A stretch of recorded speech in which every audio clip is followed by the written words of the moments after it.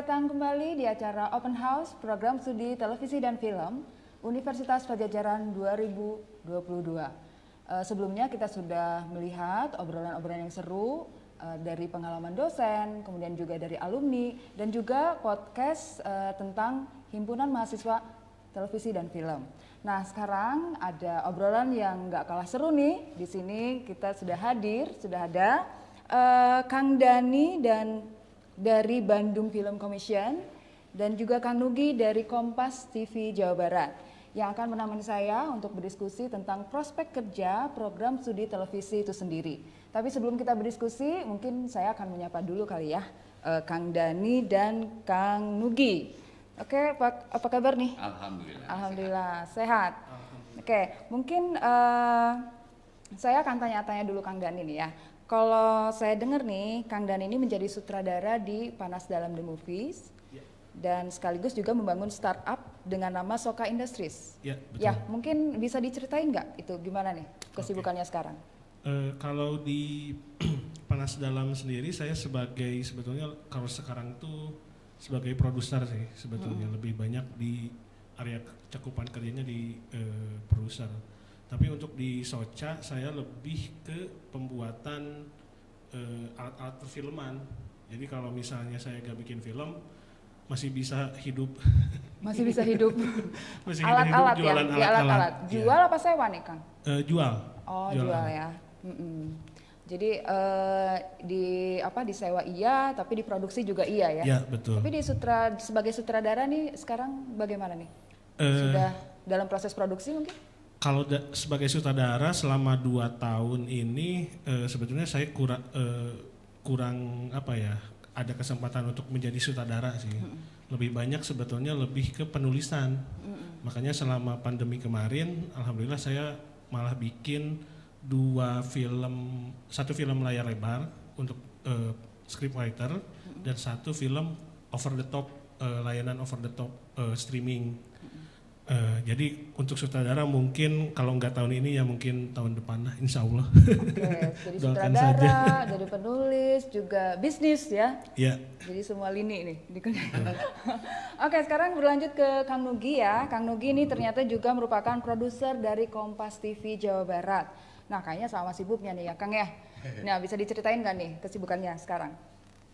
Kalau kesibukannya ya pasti kita ya namanya sebagai jurnalis ya, kebetulan juga kita memproduksi acara juga. Ya mau tidak mau kita mulai dari proses praproduksi, mencari isu, kemudian mensupervisi proses produksinya sampai ke pasca produksi dan tayang. Itu sih udah menjadi kegiatan sehari-hari kita di di dunia televisi ya gitu. Karena isu terus berkembang, isu terus jalan, isu terus jadi ada gitu. Kayaknya persoalan ini nggak habis-habis gitu ya, persoalan di dunia ya. Selama masih banyak masalah, pekerjaan akan terus berjalan juga ya. Oke, jadi kalau ngobrolin soal kerjaan nih nggak akan habis-habis nih ya. Jadi mungkin mendingan langsung aja ya ke pertanyaan yang mungkin ditunggu-tunggu oleh teman-teman mahasiswa atau calon mahasiswa nih dari televisi dan film. Kita ke pertanyaan pertama aja, mungkin nanti kita bisa gantian ya. Oke, secara general nih ya, kalau terkait dengan perkembangan industri televisi dan film saat ini, apalagi sekarang mungkin pola menonton orang itu kan sekarang sudah beralih ke platform digital ya. Mungkin bisa berkomentar terkait dengan itu, bisa dimulai dari siapa dulu nih? Oke. Terkait dari Kang Nugi dulu ya. Iya.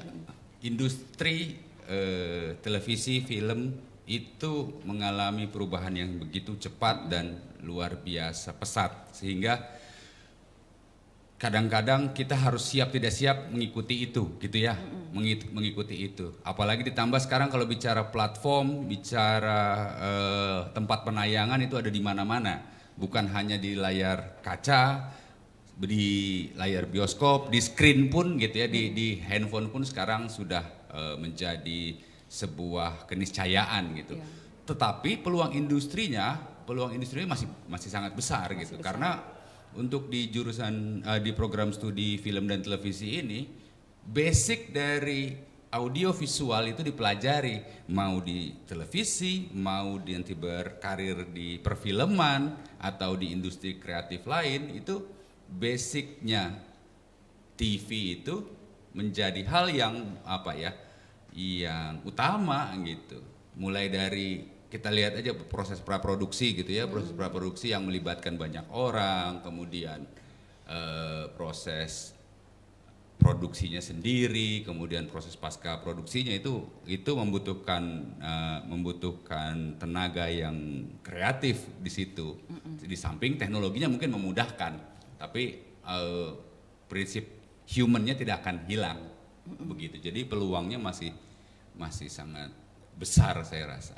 Walaupun sekarang sudah banyak dipengaruhi oleh perkembangan teknologi digital, kemudian pola menonton juga sudah mulai berubah, tetapi tetap ya masih merupakan sebuah bidang industri yang cukup prospektif ya, masih prospektif. Ya? Masih sangat prospektif. Cuman yang kalau saya mau menambahkan sedikit, skill atau keterampilan itu sekarang bisa dipelajari dari platform digital YouTube, itu bisa dipelajari. Tapi kalau spesifik ke program studi film dan televisi, ada dasar-dasar berpikir, ada dasar-dasar logika, ada dasar-dasar keilmuan yang itu tidak akan didapatkan dari belajar otodidak. Itu hanya didapatkan melalui pendidikan formal gitu, betul kan? Ada banyak hal yang mungkin kita lihat seolah-olah konten kreator banyak, tapi yang punya basic ilmuwan sehingga tidak sembarangan mengupload konten, tidak sembarangan menayangkan informasi, tidak sembarangan mensyuting film, itu butuh butuh basic skill yang dari sekedar keterampilan begitu. Jadi pendidikan itu tetap perlu ya? Tetap perlu ya. Walaupun persaingan juga mungkin di industri. Oh iya, walau persaingan iya. Sebagaimana pasar industri pasti menyerap, apalagi kalau kita bicara sekarang orang mungkin hanya tahu industri televisi terestrial, padahal sekarang ada di industri digital artinya bukan non OTT ya. OTT itu kita bicara digital tuh seperti platform YouTube. Sekarang sudah dibuka TV digital, kemudian TV digital itulah yang peluang berkarya di sananya juga jauh lebih banyak gitu. Jadi penekanannya mungkin nanti bagaimana si konten value-nya aja gitu ya. Betul. Kita harus bisa membuat sebuah konten yang memiliki value, yang bisa membedakan dengan SDM yang mungkin tidak memiliki basic skill gitu ya, seperti itu ya. Oke, mungkin selanjutnya dari Kang Dani nih, gimana nih perkembangan industri film khususnya ya dari Kang Dani? Mungkin saya coba runut dulu ke beberapa tahun sebelumnya mungkin ya, dari sebelum pandemi misalnya. Khususnya di perfilman, karena saat 2019 itu adalah puncak di mana penonton film Indonesia itu mencapai puncak tertinggi angkanya, 51 juta penonton nonton di bioskop itu. Lalu pada tahun 2020 ketika pandemi bioskop ditutup, untuk produksi film susah. Nah itu menjadi sebuah disrupsi. Jadi ini mau kemana nih sebetulnya industri film saat itu ya. Dan untunglah saat itu di masa pandemi kita berada di era informasi, kalau orang bilang 4.0 ya, yang maksudnya kita bisa mengakses data lebih banyak, yang akhirnya kita bisa menikmati konten yang dengan kualitas tinggi sama dengan yang kita lihat di bioskop. Muncullah OTT, maksudnya platform OTT lebih meningkat si subscribernya. Nah dari situ, dari industri film sendiri itu menemukan dari sudut pandang production house ya, maksudnya ternyata bisa dijual ke sini juga gitu, maksudnya selain ke bioskop. Contohnya kayak film Sobat Ambyar lah, itu kan di Netflix kalau nggak salah, si itunya tuh gak di bioskop kalau nggak salah ya. Jadinya ada banyak alternatif kita untuk menjual film secara bisnis. Nah tapi ada satu pertanyaan, apakah mungkin bisa menggantikan bioskop si OTT itu? Bagi saya sih sebetulnya susah untuk menggantikan bioskop, karena yang berbeda itu adalah experience ketika menonton film. Dan itu terbukti ketika 2022 saat pemerintah membuka semua akses penonton untuk bisa nonton di bioskop 100%, ternyata malah memecahkan rekor film di Indonesia tuh yang tadinya tuh Warkop DKI itu 6,8 juta kalau nggak salah, dikalahkan oleh KKN yang 9,2 juta sekarang. Jadi itu 9,2 ya sekarang sebagai bukti juga bahwa bioskop juga gak bakal mungkin terkalahkan juga gitu, maksudnya pasarnya oleh OTT. Mungkin seperti itu sih secara gambaran lebih luasnya. Gitu. Jadi walaupun dengan berkembangnya platform-platform digital saat ini tidak akan menggeser posisi bioskop ya sebagai eksibitor utama ya untuk film-film, karena mungkin dari experience-nya itu pasti berbeda ya. Kalau nonton horor kan mungkin enaknya kan di bioskop ya Kang ya. Kalau nonton horor. Tapi intinya kan dalam sisi distribusi tadi film kan sekarang sudah mulai terbuka secara luas dan mulai banyak peluang-peluang baru atau channel-channel baru untuk mendistribusikan film ya. Seperti itu. Oke, mungkin itu kalau secara umum ya perkembangan industri televisi dan film. Perkembangan industri televisi dan film mungkin ini karena terkait dengan perkembangan dipengaruhi juga oleh perkembangan dunia digital nih saat ini ya, tapi tidak akan menggeser baik TV ataupun mungkin platform yang lainnya. Nah kemudian kita nih fokus nih kepada profesi kerja ya, profesi kerja seperti yang kita ketahui kan nih prodi televisi film ini masuk di bawah rumpun ilmu komunikasi ya. Sementara kan banyak juga pekerja film atau pekerja TV yang mungkin di latar belakang pendidikannya itu bukan dari rumpun komunikasi tapi lebih ke seni misalnya kan seperti itu. Tapi dengan begitu menurut Kang Dani dan Kang Nugi, prospek keprofesian prodi televisi itu sendiri bagaimana nih Kang? Ini mau siapa dulu nih? Kang Dani lagi nih. Kang Dani dulu gantian. Oke, kalau menurut saya sebetulnya harus tahu dulu sih mahasiswa ini ya nanti bahwa di dunia perfilman tuh gak hanya sutradara atau produser atau penulis aja gitu. Dari mulai yang kalian tadi sama Pak Nugi juga praproduksi sampai pasca produksi bahkan sampai distribusi itu banyak sekali departemen-departemen atau divisi-divisi kerja yang sangat berbeda satu sama lain. Ada yang benar-benar teknis banget, ada yang benar-benar teori banget, ada yang benar-benar ini hal kreatif banget gitu. Tergantung nanti maksudnya si mahasiswa ini tuh dia kecenderungannya kemana, kesukaannya kemana. Karena ketika misalnya saya pribadi ingin menjadi sutradara di industri film, target saya adalah untuk magang dulu sebagai asrada, asisten sutradara. Baru setelah itu menjadi sutradara, penulis dan lain-lain lah. Tapi sebetulnya di dunia perfilman ya khususnya kebanyakan perekrutan kru itu lebih kepada perkenalan atau rekomendasi. Jadi yang lebih gak kayak misalnya kalau PNS ada jenjang-jenjangnya lebih pasti gitu. Dan sebetulnya di Indonesia juga saat ini Indonesia sempat di-mention Joko Anwar di Twitter juga bahwa Indonesia ini sedang kekurangan kru film. Kekurangan ya? Sebetulnya ya, kekurangan kru film. Karena contoh aja nih, high seasonnya tuh di pertengahan tahun sampai akhir tahun lah biasanya tuh ya. Ketika nyari kru, ini udah di calling ini. Saya pribadi di Bandung sangat kesulitan untuk mencari kru sebetulnya. Kesulitan? Yang kebanyakan tuh biasanya dari Jakarta. Untuk Bandung sendiri mungkin ada sih, cuman makanya di Komisi Film Bandung itu sedang mengupayakan supaya kru-kru yang ada di Bandung itu terdata. Jadi lebih mudah bagi kita production house atau PH-PH kecil untuk menemukan kru yang orang Bandung. Sebetulnya itu sih yang paling penting itu adalah mungkin saran saya bagi teman-teman mahasiswa, perbanyak porto dulu saat mahasiswa. Perbanyak porto ya. Karena dengan perbanyak porto ketika kita mengajukan diri nih misalnya ke orang yang sudah terjun di industri film itu akan lebih mudah gitu dibanding yang nggak punya porto sama sekali. Oke, banyak porto, kemudian juga tadi katakan bahwa berdasarkan perkenalan dan rekomendasi artinya perlu jaringan juga ya. Setuju, dari masa mahasiswa itu sudah mulai harus membangun jaringan dengan pihak industri ya. Malah saran saya sih walaupun kalian masih tingkat 2 misalnya, tingkat 1 lah misalnya. upayakan udah bisa terjun langsung gitu ikutan di industri. Maksudnya nggak apa-apa, gak dibayar juga. Yang penting kita merasakan atmosfernya dulu. Iya. Karena semakin cepat kita terjun lebih baik sih kalau menurut saya. Lebih cepat lebih baik ya. Iya, Jadi betul. perbanyak porto, kemudian perbanyak jaringan juga. Oke, mungkin kalau misalnya terkait dengan apa? Kalau dari keahlian ya, kalau dari keahlian tadi yang dibutuhkan tuh sebenarnya apa nih? Yang paling dibutuhkan gitu dari keahlian? Sebetulnya kalau di dunia film ada 3 hal yang paling harus minimal ya.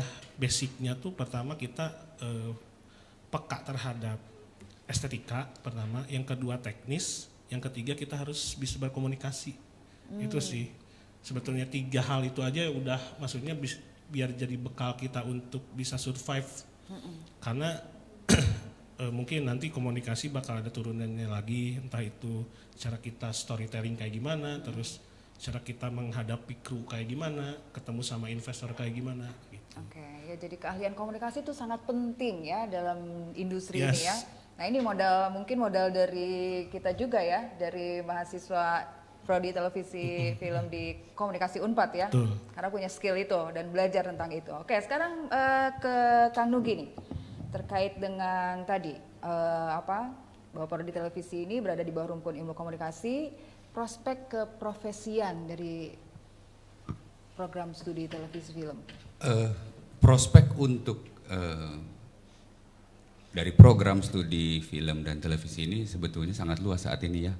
Tadi sebelumnya saya sudah menjelaskan bahwa sekarang selain TV, televisi terestrial, sekarang juga sudah ada televisi digital dan sudah ada platform digital, OTT itu tadi. Mungkin kalau ini hanya kenalnya YouTube dan sejenisnya, tapi yang buat kita lebih penting value dari teman-teman mahasiswa. Bahasa mudahnya gini deh, menjadi konten kreator gampang, tapi menjadi good broadcaster atau good journalist is not so easy gitu. Ya.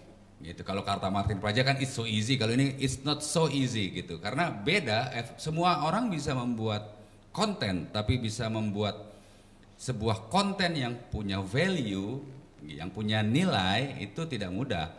Dan saya rasa kalau di Vkom, terutama di prodi film dan TV itu ada hal-hal yang diajarkan, ada hal-hal yang ditanamkan, ada banyak perspektif yang dibuka ke mahasiswa gitu. Contoh yang paling mudah, orang bikin konten kemarin di FYP lah ya, FYP kalau kita bicara aplikasi gitu ya, orang jatuh naik motor ke sawah, dikontenin gitu kan. Itu adalah sesuatu hal yang tidak mungkin dilakukan, atau kalau oleh mereka, masa orang kecelakaan memvideokan dirinya sendiri gitu kan, itu juga lucu juga, tapi itulah konten. Tapi tidak ada value-nya gitu. Yeah. Value-nya apa? Value-nya apa di program studi film dan TV inilah value itu diajarkan. Iya, berarti jangan asal viral gitu Jangan ya. asal Orangnya viral. ngejarnya kayaknya Iya. asal viral aja gitu ya. Iya. Oke, berarti kalau dari sisi kalian tuh apa nih yang secara spesifik yang dibutuhkan di industri TV? Yang jelas kembali ke logika berpikir. Logika berpikir dasar bahwa yang membedakan OTT, kalau kita bicara OTT dengan broadcast, adalah di televisi itu ada aturannya, ada normanya, ada etikanya gitu. Jadi sementara di OTT yang mengatur itu bukan undang-undang, yang mengatur itu adalah disclaimer si penyedia OTT itu. Gitu. Jadi mau menceritakan apapun yang dia suka gitu. Kata-kata kotor itu aja boleh di YouTube selama tidak dikomplain oleh netizen atau pengguna lain gitu. Yang terjadi kan biasanya begitu. Kalau di TV nggak bisa. Ya, itu hal-hal begitu hanya didapatkan ketika teman-teman berkuliah di Vkom. Ada etika jurnalistik, ada etika siaran, ada P3 SPS, ada kode etik dan selainnya. Gitu. Sesuai sekali ya, berarti apa yang yang jadi mata kuliah yang ada di Prodi TV itu sesuai dengan apa yang dibutuhkan berarti ya. Betul. Kalau gitu mungkin lulusan dari Prodi TVF nggak perlu bingung ya, karena untuk mencari lapangan pekerjaan, karena memang sesuai dengan skill, ilmu, kreativitas, kemudian juga skill komunikasi yang dimiliki, Mungkin pasti lulusan televisi film dari Unpad mampu bersaing ya di dunia industri. Oke, secara kreativitas nih, mungkin ada tantangan nggak gitu ya bagi bagi para pekerja ya, pekerja di industri kreatif gitu, kira-kira ada nggak tantangannya nih? Mungkin dari Kang Nugi dulu. Tantangannya. Industri kreatif televisi ya. Saya selalu di dalam setiap kesempatan ada hal dasar yang perlu dikuasai seorang broadcaster. Ada 3 hal, ya, terutama di televisi. Yang pertama itu adalah saya acak menyederhanakan hal yang sulit, gitu ya. Bahasa, contoh. Kalau sekarang healing itu padahal healing itu the real meaning of healing itu apa?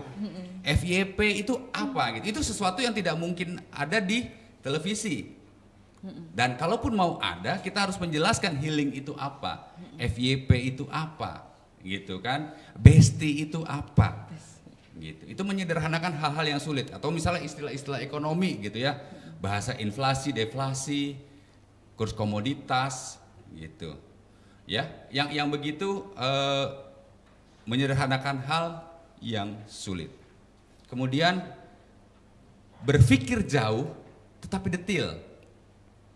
Kita ingat kasus baru-baru ini ada lounge, ada bar yang terkena kasus promo yang bikin heboh itu kreatif, gitu. Itu detail. Kalau dilihat promonya detail, tapi tidak berpikir jauh. Broadcaster itu harus berpikir jauh, tapi detail dalam proses produksi, tapi berpikir jauh. Kalau saya menayangkan ini, apa impactnya? Kalau saya menayangkan ini, orang akan bereaksi apa? Akan ada yang marah, akan ada yang merasa dihina, atau ada yang berbagai macam itu. Nah, yang ketiga ini, seperti yang dilakukan teman-teman kita yang di depan. Memanjangkan yang pendek dan memendekkan yang panjang. Nah, apa tuh? Nah, durasi kepanjangan kita pendekin. Durasi kependekan kita panjangin. Itu prinsip di broadcaster. Makanya kadang-kadang kalau kita lihat di TV, kok ini nggak habis-habis? Oh ya pasti durasinya belum sampai. Loh kok lagi seru-serunya dipotong? Ya pasti karena durasinya sudah kepanjangan, akhirnya baru dipendekin. Lagi seru-serunya kok dikodein gitu kan. Nah itu, jadi teman-teman kita yang di depan, saya nggak kelihatan kamera ya. Kalau boleh dibocorin deh. Ada kode 5 menit, 1 menit, pertanyaan berikutnya. Itu artinya apa? Ya. Memanjangkan yang pendek dan memendekkan yang panjang. Okay. Nah itu yang tiga dasar itu. Kemudian persoalan alat apalagi sekarang lah udah tinggal pencet-pencet begitu ya, tidak seperti zaman dulu gitu, bawa lampu aja setengah mati gitu. Kalau sekarang saya rasa itu bukan menjadi satu kendala sih, tapi hal-hal itu terutama karakter dan value. Karakter ya. Karakter dan value itu hanya bisa didapatkan di dunia kampus. Gitu. Mau secanggih apapun menguasai alat, tapi kalau teman-teman tidak punya karakter, tidak punya value, saya jamin nggak akan bisa. Ada keseimbangan antara hard skill dan soft skill. Soft skillnya yang terutama. Soft skillnya terutama mungkin. Oke, mungkin dari Kang Dani ini, kira-kira apa yang menjadi tantangan? Oke, mungkin untuk tantangan mengenai keprofesiannya mungkin ya, di dunia industri film khususnya ya. Sebetulnya hampir sama sih ketika kita industri film dan industri televisi. Keduanya adalah industri yang benar-benar mengedepankan kedisiplinan dan ketepatan waktu. Itu yang paling penting. Karena ketika kita tidak bisa mengikuti itu, akan susah kita beradaptasi. Pasti akan pertama, kondisi kerja di dunia, emang kita membuat sebuah entertainment ya, dunia hiburan. Tapi di belakang itu kita pekerjaannya serius, benar-benar strict dan penuh ketegangan gitu. Makanya tantangannya untuk mungkin yang ingin terjun ke dunia perfilman atau televisi, sebetulnya adalah kita harus pertama knowing dulu apa yang mau kita kerjakan, baru setelah itu kita belajar gitu, apa yang kita tahu tuh dicoba praktekkan, doing gitu. Baru setelah itu, setelah melewati itu, kita bisa menjadi being, jadi orang yang bisa melakukan itu secara profesional. Jadi yang paling saya kedepankan di sini adalah bahwa tidak hanya, betul tadi kata Pak Nugi, bahwa tidak hanya pengetahuan teknis aja, tapi attitude, kedisiplinan segala macam itu adalah hal yang penting. Karena bahkan di dunia perfilman sebetulnya Porto aja jarang dilihat sih sebetulnya, lebih kepada pribadi orangnya di kru. Misalnya nih, kita dalam kondisi syuting udah sampai malam nih, udah sampai subuh, tapi ada satu orang yang membuat suasana syuting itu menyenangkan. Dia tuh orangnya baik gitu, suka menghibur dan segala macam. Pasti ketika kita mau produksi film lagi, kita gak mungkin nyari orang yang enggak match sama tim gitu. Pasti nyarinya tuh orang-orang yang asik, yang sama kru yang lain tuh saling menghormati, menghargai. Jadi tantangannya di situ sih sebetulnya. Walaupun kita misalnya nih, karena di dunia film kadang yang kita temui itu bukan dari sekolah film, bukan orang yang kuliah juga gitu. Nah, kita yang punya misalnya lebih pengetahuan, berusaha low profile mungkin gitu, maksudnya saling menghargai, menghormati, attitude dijaga, kedisiplinan dijaga. Insya Allah kalau misalnya itu terpenuhi, akan dimudahkan kita dalam berprospek gitu, berkarya. Seperti itu. Ya. Berarti sama ya, selain skill, kemampuan terkait alat dan lain sebagainya, soft skill juga justru sangat menentukan ya. Betul. Dan itu perlu diasah mungkin dari masa mahasiswa ya. Betul. Perlu diasah. Oke, banyak juga ya tantangannya ya. Enggak, sebetulnya saya ingin menambahkan gitu ya. Kalau teman-teman mahasiswa gini, kalau bahasa anak sekarangnya jangan terlalu gampang spal spill. Tren banget tuh spill tuh di Twitter. Sebentar spill. Padahal the real word-nya tidak sedemikian gitu. Lebay mungkin ya. Ya mungkin bisa dibilang lebay karena mungkin ini pengalaman baru. Jangan-jangan baru kerja udah bilang saya kena mental health gitu kan. Aduh. Ya padahal itu adalah resiko pekerjaan begitu kira-kira. Oke ya, jadi harus punya mental yang kuat juga ya. Oke, mungkin tadi tantangannya banyak ya, dari skill, soft skill, attitude, kemudian teknik komunikasi juga dituntut dan sebagainya. Nah sekarang kalau misalnya bicara soal tuntutan nih, ya tuntutan pekerjaan di industri kreatif nih, kira-kira apa dari Kang Nugi deh, tuntutan? Yang jelas satu sama, di film juga sama, yang jelas harus disiplin gitu. Walaupun kerjanya bisa dianggapnya begitu ya, kerjanya seolah-olah santai, yang satu yang namanya deadline. Siaran langsung nggak ada. Misalnya kita YouTube ini siaran langsung mulai jam 2 gitu ya. Atau misalnya siaran televisi jam 2 berita Unpad atau berita Vkom jam 2 siang live gitu kan. Nggak ada gitu. Pemirsa mohon maaf, berita tidak bisa disajikan karena presenternya sakit perut, kan nggak bisa begitu. Ya apapun yang terjadi akan harus begitu gitu. Atau misalnya mohon maaf kameramennya sakit, jadi kita tunda dulu setengah jam, nggak ada begitu gitu. Show must go on gitu. Mau lagi sakit pun, si presenter lagi sakit pun, kalau memang jadwalnya memang tugasnya, yaitu disiplin. Disiplin. Mau tidak mau kelihatannya sih sepele gitu ya. Kan mungkin orang melihat, kerja di film, kerja di TV bisa santai gitu. Padahal di balik itu stressfulnya juga tinggi, tetapi menyenangkan gitu. Tapi bahwa disiplin, deadline itu adalah deadline gitu. Deadline adalah deadline. Ya lewat deadline, ya bye gitu. Ya kamu dead gitu. Jadi penting disiplin itu. Jadi mungkin ke teman-teman yang mau, jangan udahlah masuk kumaha we santai gitu, kuliahnya santai gitu, bisa gagoleran bahasanya, no gitu. Nggak ada penonton berita, selamat siang, mohon maaf siaran 5 menit lagi karena saya sakit perut. Nggak bisa begitu. Gitu kan. Bahkan mungkin ada banyak hal lah yang bisa kita itu, tuntutan itu sangat tinggi sebetulnya. Tapi ya seharusnya itu menjadi tantangan yang bisa diterjemahkan menjadi sebuah hal positif oleh teman-teman mahasiswa. Jadi perlu kedisiplinan yang tinggi ya untuk bekerja di industri kreatif. Nah ini ditekankan banget nih sama Kang Nugi nih ya, nggak ada alasan, show must go on apapun yang terjadi gitu ya. Oke, mungkin dari Kang Dani, tuntutan di industri kreatif film khususnya? Mungkin lebih kepada ini ya, dari sudut pandang saya lebih kepada alasan kenapa iklim kerjanya seperti itu, harus disiplin segala macam. Karena ini berhubungan dengan pertama banyak orang dan budget. Tadi seperti yang diungkapkan oleh Pak Nugi bahwa kalau misalnya kita jam 2 itu harus tayang, ya benar-benar emang harus jam 2 karena kita kalau di televisi kan beli slot ya.